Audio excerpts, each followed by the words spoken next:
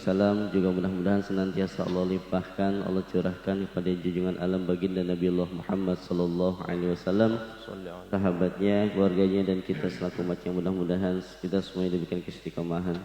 Baik hadirin jamaah yang dirahmati Allah Subhanahu wa taala, pada kesempatan malam subuh hari ini yang semestinya jadwal di pekan ketiga disampaikan oleh Al-Mukarram Kiai Haji Salahuddin Al-Hadi LCMA. Beliau saat ini sedang ada kegiatan di daerah Bogor, jadi berhalangan. Alhamdulillah ya bisa hadir di tengah kita, yaitu guru kita bersama Ustadz Muhammad Mujibur Rahman. Oleh karena itu sebelum kita sama-sama mendengarkan dan kita akan menyimak kajian yang disampaikan oleh beliau, marilah sama-sama kita bermunajat pada Allah Subhanahu wa taala. Mudah-mudahan bagi seluruh jamaah yang memiliki niat dan hajat serta maksud senantiasa diberikan kemudahan oleh Allah Subhanahu wa taala, dan kita doakan kepada saudara-saudara kita yang saat ini masih diberikan ujian atau sedang mendapatkan ujian dari Allah berupa penyakit, mudah-mudahan penyakitnya diangkat oleh Allah Subhanahu wa taala. Ala hadhihi niyyah wa likulli niyatin shalihah ila hadratin Nabi Muhammad sallallahu alaihi wasallam. Al-Fatihah. أعوذ بالله من الشيطان الرجيم. بسم الله الرحمن الرحيم. الحمد لله رب العالمين الرحمن الرحيم مالك يوم الدين إياك نعبد وإياك نستعين اهدنا الصراط المستقيم صراط الذين أنعمت عليهم غير المغضوب عليهم ولا الضالين. Amin. Amin amin ya rabbal alamin. Selanjutnya marilah sama-sama kita ikuti kajian subuh pada kesempatan hari ini. Insyaallah mudah-mudahan ilmu ini dapat bermanfaat. Kepada guru kami dipersilahkan.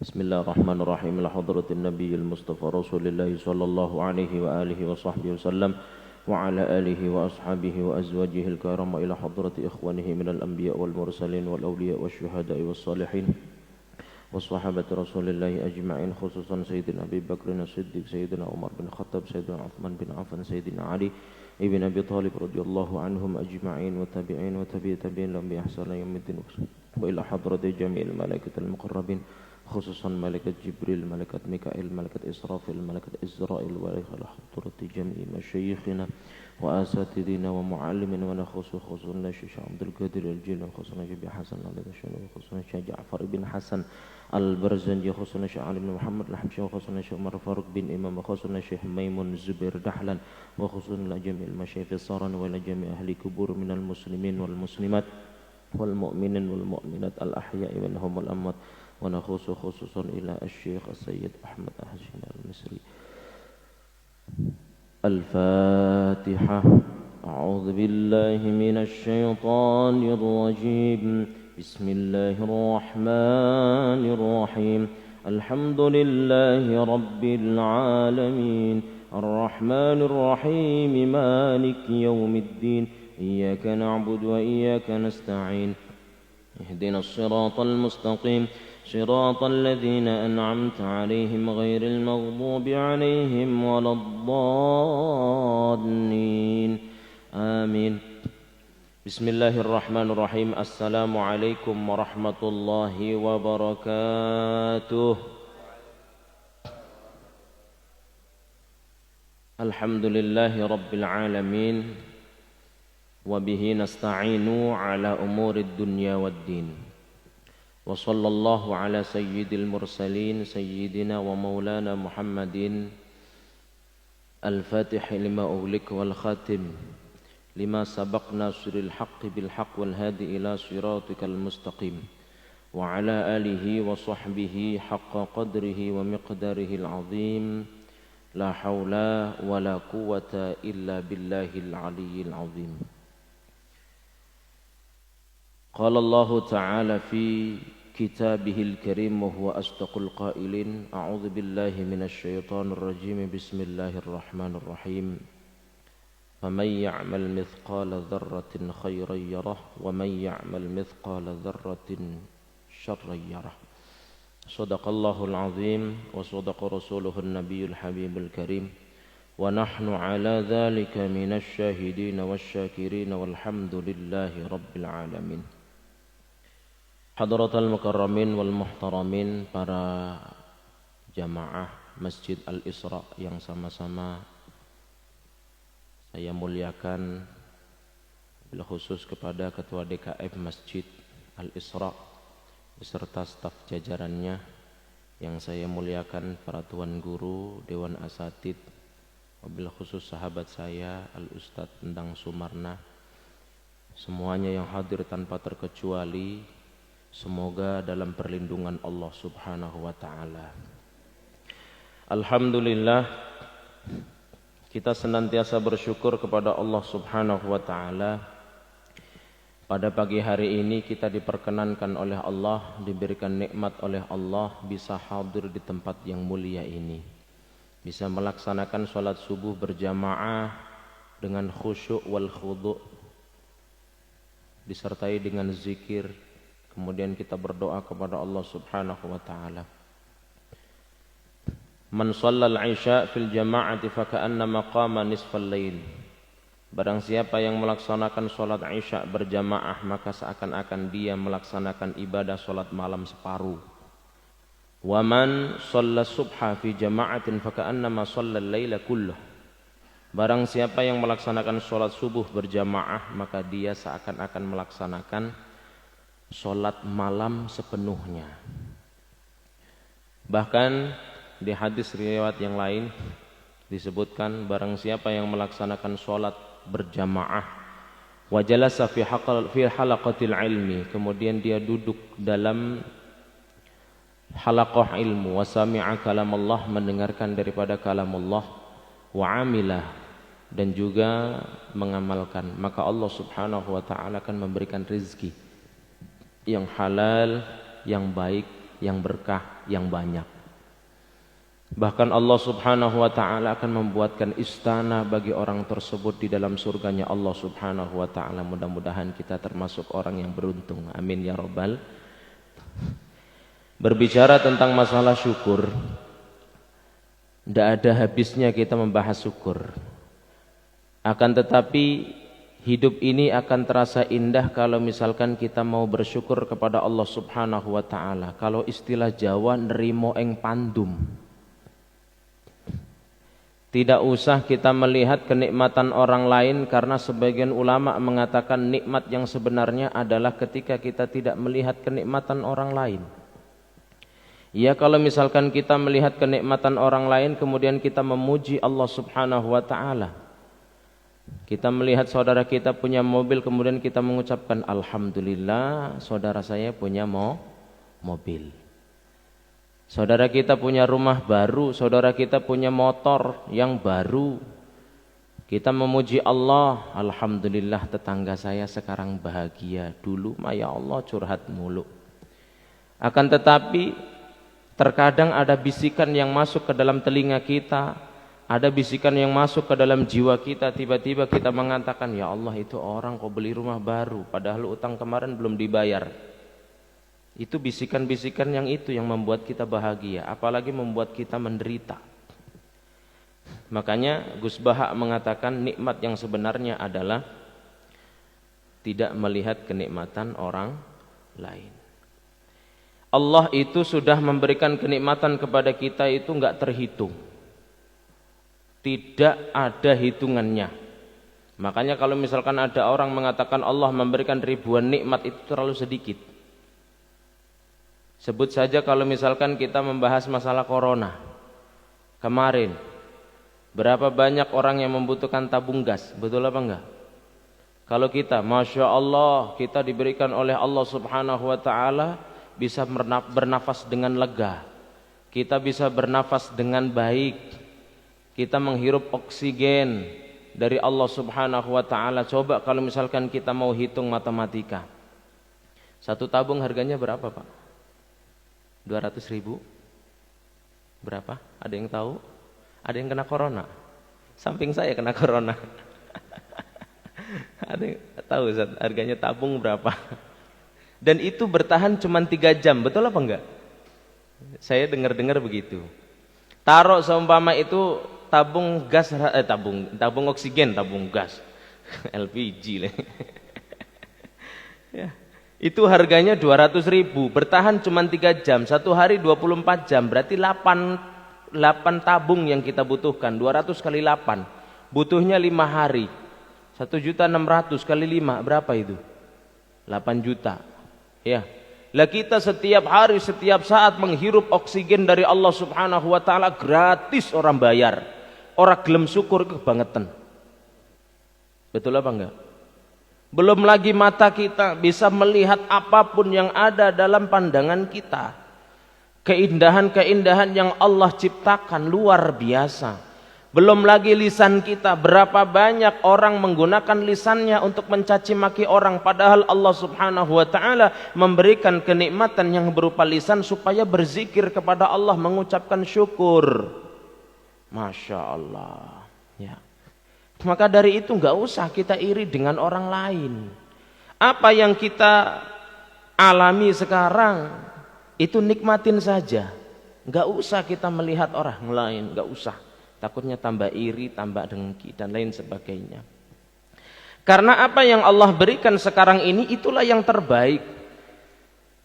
Dan kita siapa yang tidak ingin kaya?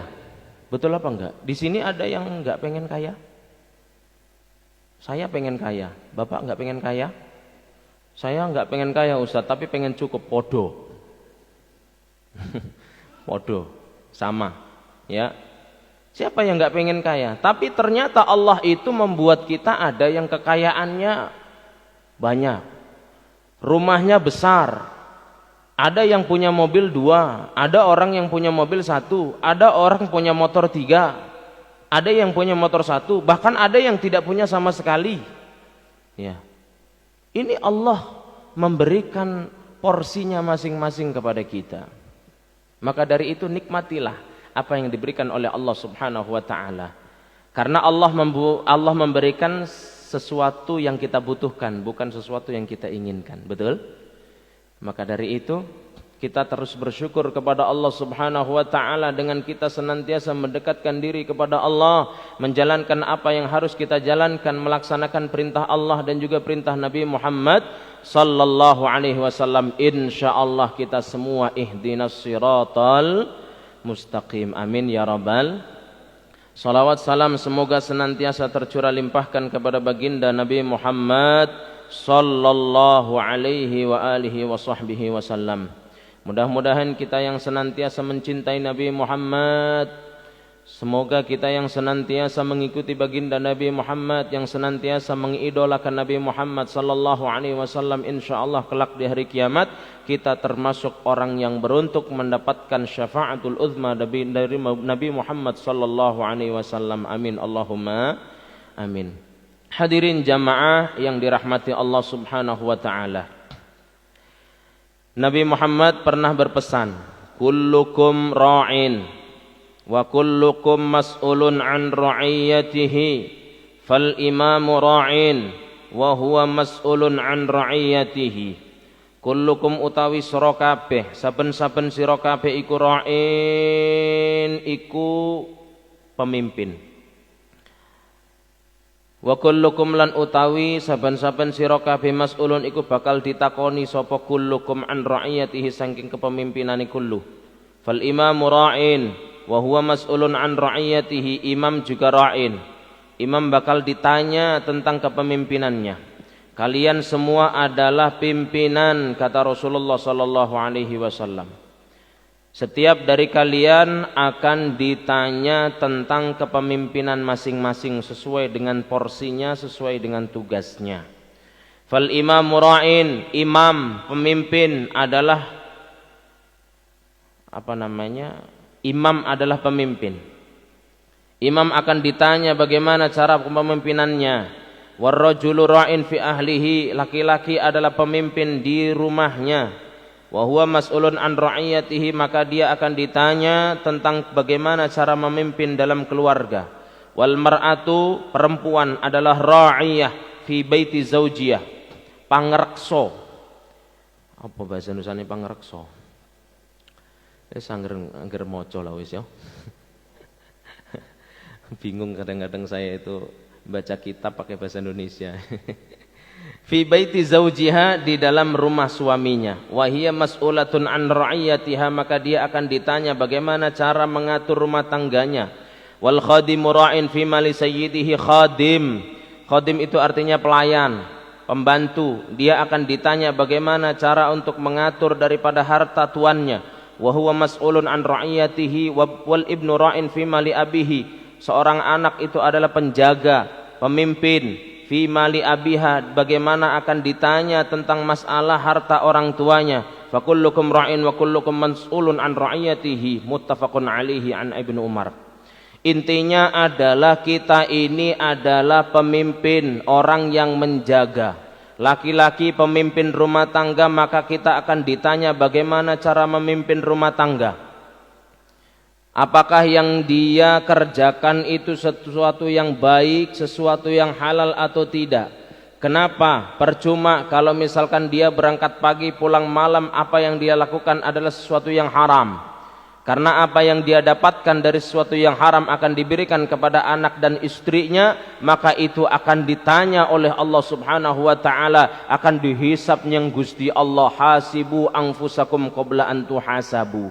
Maka kita harus introspeksi, apakah yang sudah saya lakukan ini benar atau tidak. Karena apapun yang kita lakukan itu akan ditanya, bakal ditakoni marang Gusti Allah. Ya, hati-hati. Kita seorang laki-laki, Pak. Di sini ada laki-laki yang perempuan? Gak ada ya. Pemimpin rumah tangga ini bakal ditanya apapun yang dikerjakan oleh istrinya. Pemimpin dalam rumah tangga ini akan ditanya tentang anak-anaknya. Kalau misalkan anaknya terbengkalai dalam pendidikannya, hati-hati. Bahkan anak kelak di hari kiamat bisa menyeret orang tuanya ketika orang tuanya tersebut itu sudah masuk di dalam surga. Anaknya ditanya oleh Allah Subhanahu wa taala, kenapa engkau belangsak? Kenapa engkau tidak melaksanakan ibadah? Kenapa engkau tidak melaksanakan sholat? Kenapa enggak mau baca Quran? Kenapa engkau melakukan kemaksiatan? Aku tidak diajarkan oleh orang tuaku. Aku terbengkalai daripada orang tuaku, tidak diberikan pendidikan yang terbaik. Siapa orang tuamu? Panggil, diceluk yang Gusti Allah. Apakah benar apa yang dikatakan oleh anakmu, wahai fulan? Benar ya Allah.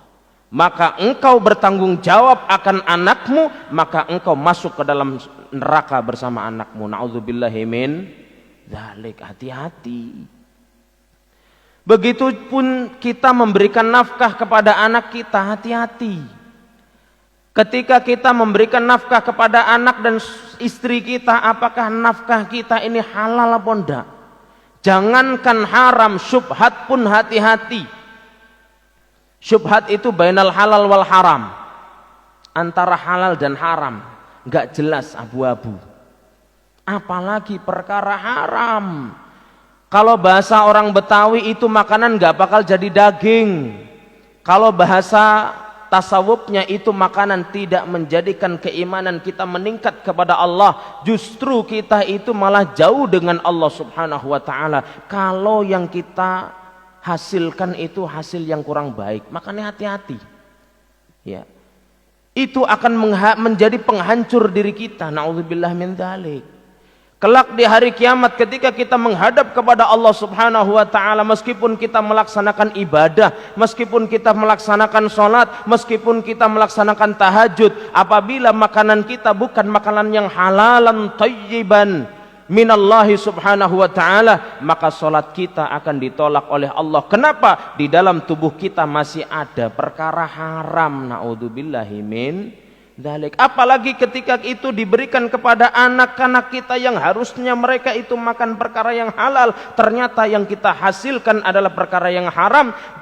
Anak kita tidak mau mendoakan kita, anak kita tidak mau melaksanakan ibadah, anak kita justru selalu mengucapkan kata-kata kotor kepada orang tuanya. Tuh, hati-hati Pak. Masya Allah. Jadi wong lanang ki angel. Ya. Karena apa?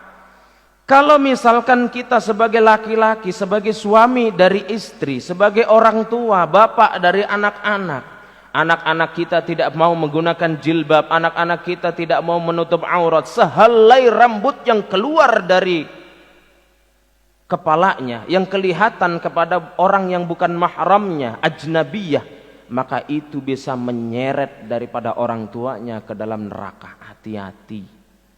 Istri pun sama. Kadang-kadang kita masih melihat seorang istri, ya, kita berangkat kerja, dia di rumah menggunakan daster pendek, kadang-kadang sampai keluar rumah, ya Allah Ustadz, timbang cuman buang sampah doang. Bapak pernah ngelihat nggak? Ya, ada ibu-ibu yang dia kalau keluar pakai gamis, pakai kerudung, tapi ketika di rumah, di depan rumah cuman buang sampah, rambutnya terurai, pakai gamis pendek. Ya Allah, meskipun cuman di depan rumah tetap terlihat orang lain. Hati-hati. Itu tanggung jawab seorang suami. Masya Allah. Fal imamu ra'in wa huwa mas'ulun an ra'iyatihi. Imam adalah pemimpin, pangreksa. Dia akan ditanya bagaimana cara kepemimpinannya, apakah dia ngayomi apa gayemi. Gayemi tahu? Gayemi. Gayemi itu ya yes pokoknya ngono. Ngayomi ya tahu ya, kayak polisi ngayomi. Ya. Mengayomi, bukan gayemi. Kalau gayemi itu makan-makan yang harta yang enggak karu-karuan. Makanya susah jadi pemimpin, Pak. Orang dulu ketika dia dipilih menjadi pemimpin, apa yang diucapkan? Apakah alhamdulillah? Enggak. Apakah kemudian dia menggelar syukuran, joget-jogetan? Ora. Dulu dipilih dia menjadi pemimpin, apa yang dia lakukan? Inna lillahi wa inna ilaihi raji'un. Ini amanah besar bagi saya ya Allah. Semoga ini bisa saya lakukan dengan baik. Itu orang dulu. Kalau sekarang kan beda, Pak.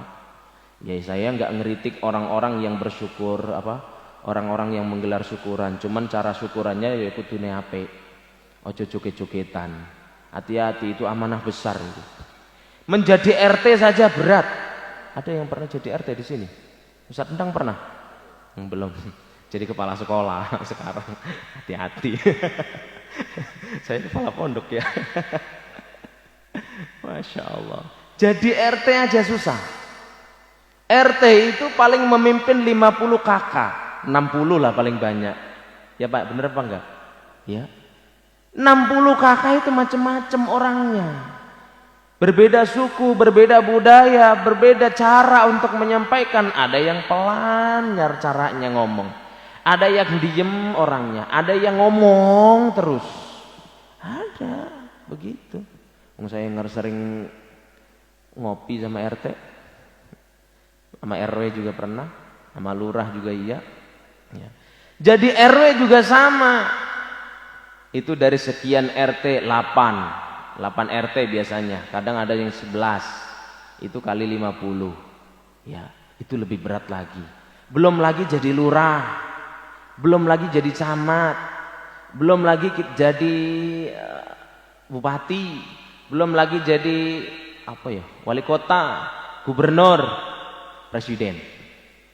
Makanya kalau kita mau menghujat pemimpin itu hati-hati. Gak gampang jadi pemimpin, Pak. Ya, mulailah dari bawah dulu. Dari bawah apa? Pemimpin majelis taklim. Nah, itu dari bawah tuh. Mulai dari RT. Coba jadi RT dulu. Sebelum kita menghujat ke atas, sebelum kita menghujat gubernur, sebelum kita menghujat presiden, kita lihat dulu bagaimana coba sampean jadi pemimpin, rasanya kayak apa. Susah itu, Pak. Apalagi seorang presiden. Wah, Ustadz ini kayaknya pro sama presiden ini. Enggak. Tapi sulit jadi pemimpin. Ya. Bahkan diceritakan oleh Nabi Muhammad SAW ada 7 golongan yang salah satunya itu adalah orang yang diberikan oleh Allah naungan. Fi dhillallahi yawma la dhilla illa dhilluh, termasuk al-imamun imamun adilun, imam sing adil. Ki gak gampang jadi pemimpin, Pak. Masya Allah. Semua yang dia lakukan untuk rakyatnya, semua yang dilakukan untuk bawahannya, itu akan ditanya oleh Allah Subhanahu wa ta'ala. Apa yang terucap dari lisannya, apa yang keluar dari hatinya, apa yang dia lakukan dari perbuatannya, apa yang ada di tanda tangannya sebagai keputusan dan kebijakan, itu akan ditanya oleh Allah Subhanahu wa ta'ala. Abu Nawas tahu? Abu Nawas itu pernah dipesenin oleh abahnya, hei Abu Nawas, ketika engkau mau dipilih menjadi hakim yang memutuskan perkara baik dan buruk, cari yang mana yang baik, mana yang buruk, maka berkilahlah, jangan engkau jadi hakim. Duh, limadha ya abi, kenapa wahai ayah? Sini, ta'al, ya, cium kuping saya. Cium kuping saya. Itu kata abahnya.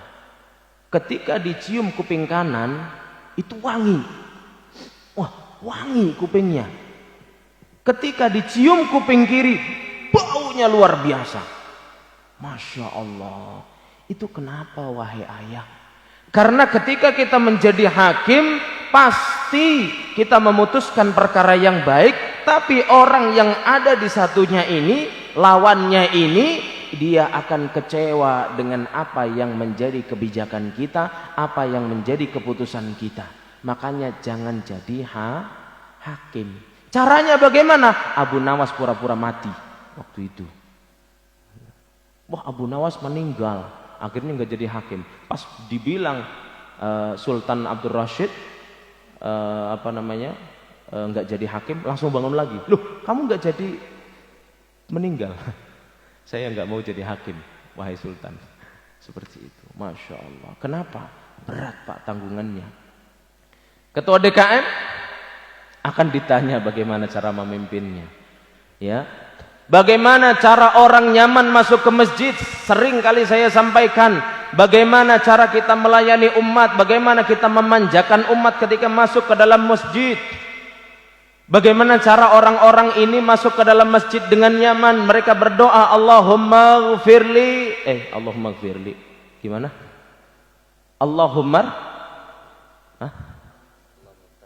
Allahumma ftahli abwaba rahmatik.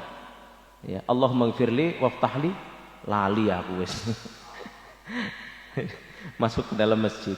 Supaya mereka berdoa kepada Allah Subhanahu wa ta'ala. Kita memilih muadzin yang bagus. Masya Allah, tadi terenyuh saya masuk ke dalam masjid sini, adzannya bagus. As-salatu khairum minan naum. Gak begitu sih adzannya. Lali aku. Pokoknya bagus pokoknya. Tadi aja yang muadzin siapa tadi? Bagus ya, bagus itu. Masya Allah. Pertahankan itu Ustaz. Ya. Pokoknya jangan sampai. Ya kalau diganti ya, bukan diganti, kalau ditambah ya harus bagus juga. Kalau jelek jangan. Ditanya itu bakal marang Gusti Allah. Kenapa engkau memilih muadzin yang keledreng-keledreng? Kenapa engkau memilih muadzin yang as-salatu khairum minan naum? Apakah sudah tidak ada lagi orang yang suaranya bagus? Tidak ada. Ustaz, tidak ada.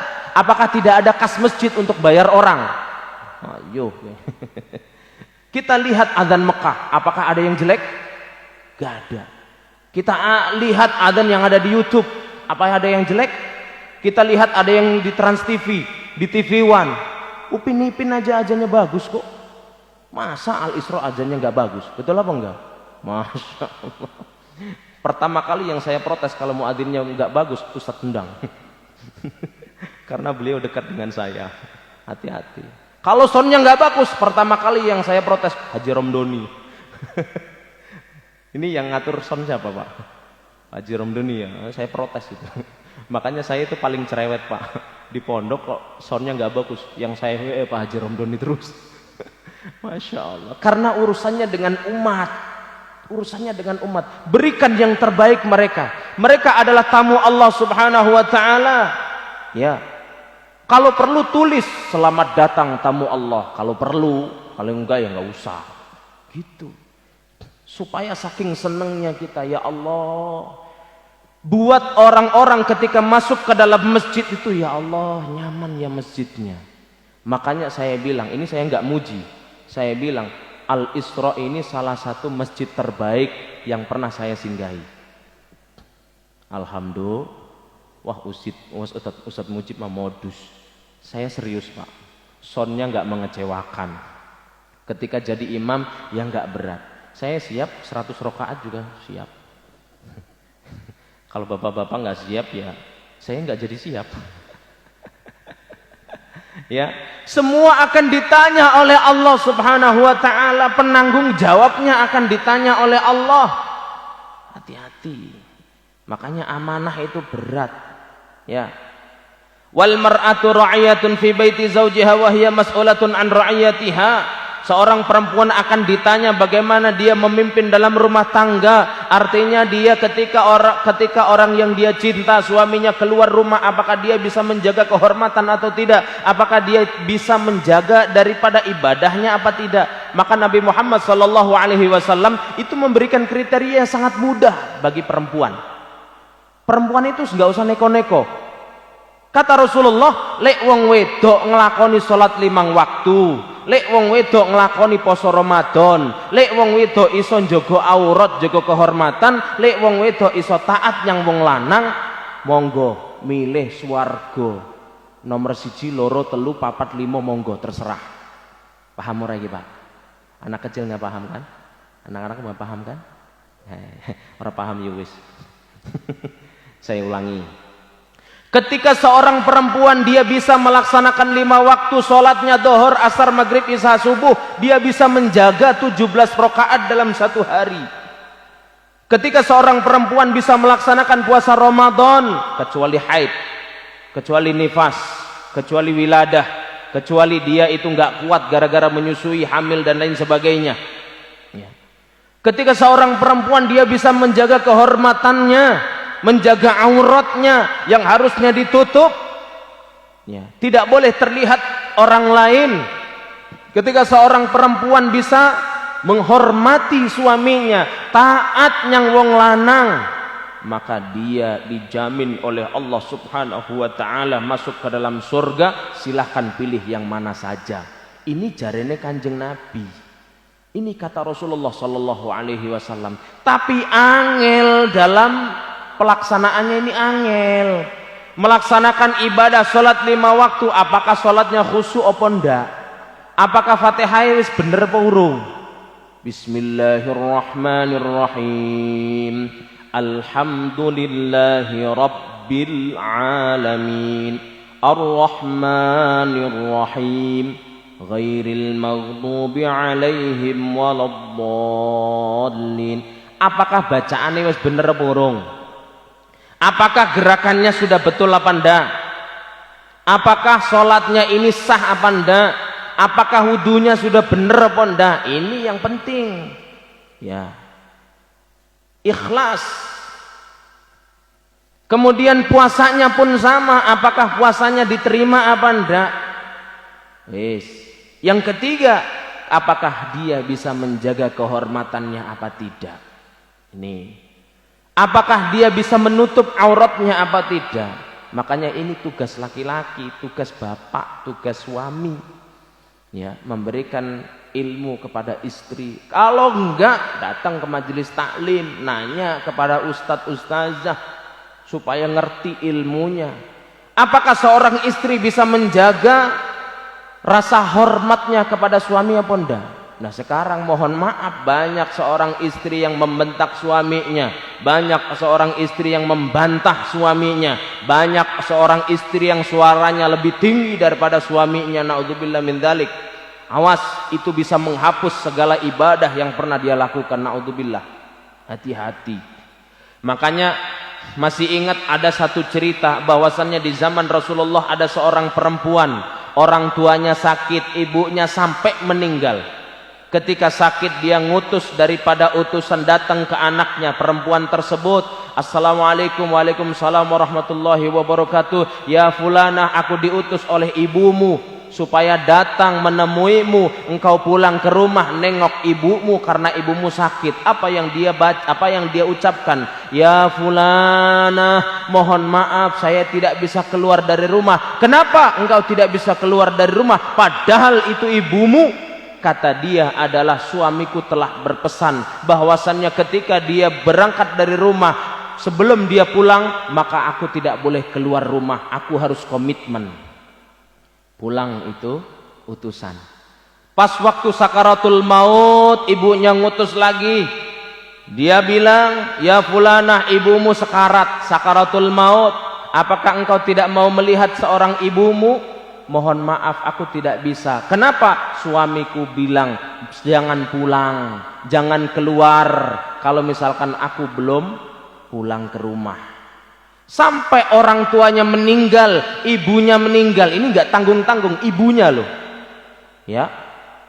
Makanya ketika ada orang datang kepada Rasulullah sallallahu alaihi wasallam, siapa ya Rasulullah orang yang harus aku hormati pertama kali dari kalangan manusia kecuali engkau ya Rasulullah? Ummuka, ummuka, ummuka, baru abuka. Ibumu. Ini enggak tanggung-tanggung, yang sakit ibunya, yang sakaratul maut ibunya, dan yang meninggal adalah ibunya. Ketika meninggal, orang itu datang lagi kepada perempuan itu, anaknya itu. Ya fulana, apakah engkau tidak ingin pulang? Ibumu telah meninggal ya fulana. Dia menangis, mohon maaf, aku tidak bisa pulang. Kenapa? Suamiku belum pulang. Dia telah berpesan, jangan keluar rumah kecuali aku sudah pulang. Sampai dia dihujat habis-habisan. Masya Allah. Kemudian orang-orang yang di saudara-saudaranya itu datang kepada Rasulullah. Ya Rasulullah, ada anak durhaka ya Rasulullah. Dia pantas masuk ke dalam neraka. Kenapa? Orang tuanya sakit, ibunya sakit, sampai sakarat, sampai meninggal. Kenapa dia tidak pulang ya Rasulullah? Itu kan durhaka.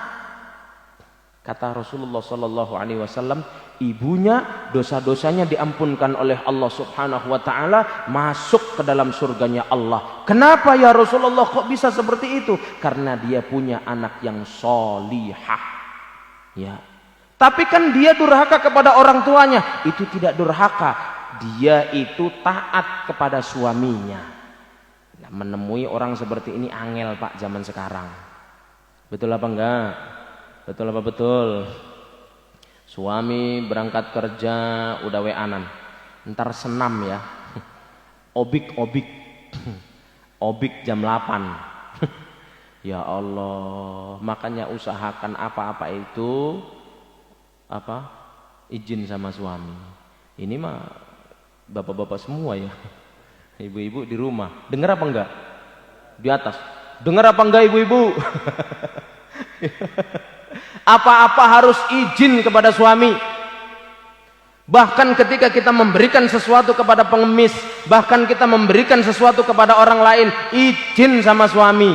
Tapi suami juga harus legowo, ulimaridohu. Artinya wis nggak usah angel-angel, gampang aja.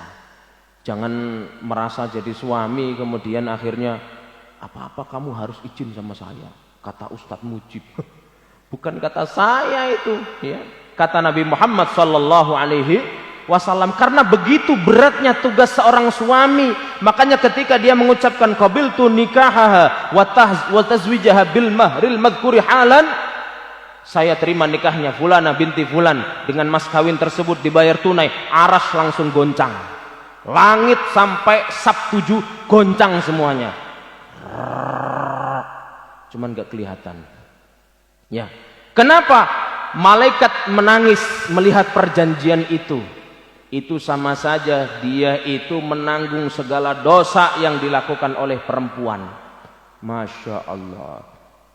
Begitu beratnya tugas laki-laki. Makanya hati-hati Pak. Ya. Ya kalau nggak tahu ya nanya. Kalau nggak paham ya ngaji.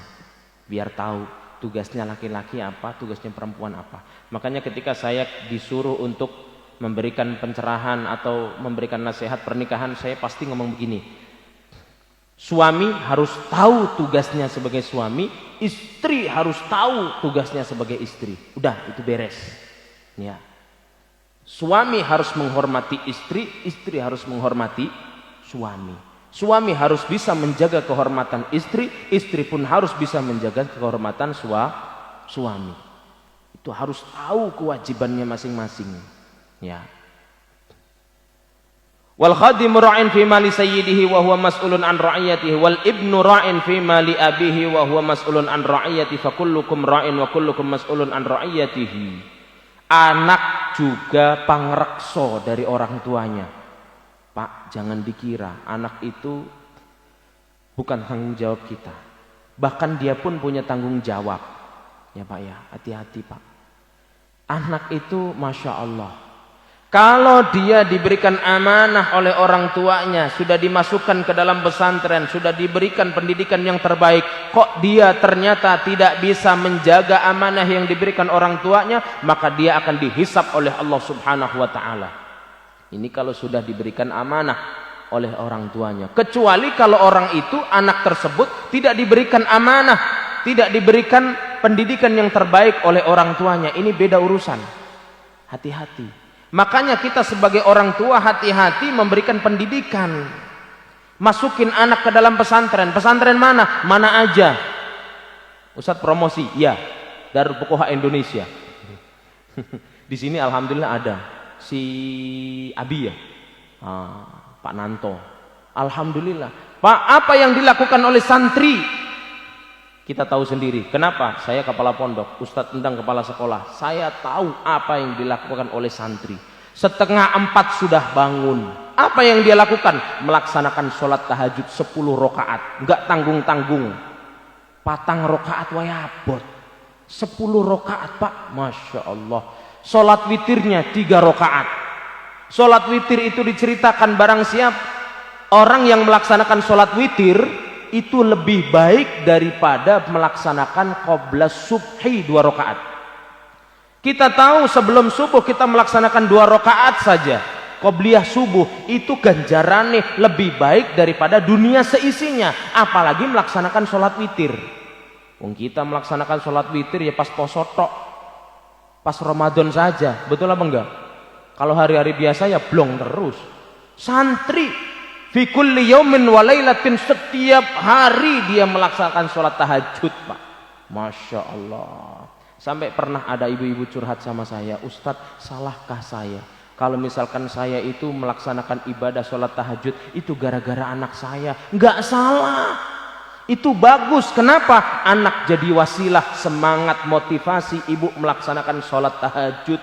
Karena saya malu Ustadz, masa katanya anak saya melaksanakan sholat tahajud sampai 13 rakaat sama witirnya, masa saya nggak melaksanakan sholat tahajud? Malu saya. Kan seperti itu. Belum lagi setelah sholat witir dia menunggu sampai ngantuk. Sholat subuh berjamaah. Setelah subuh berjamaah taklim sama Ustadz Padli. Ya.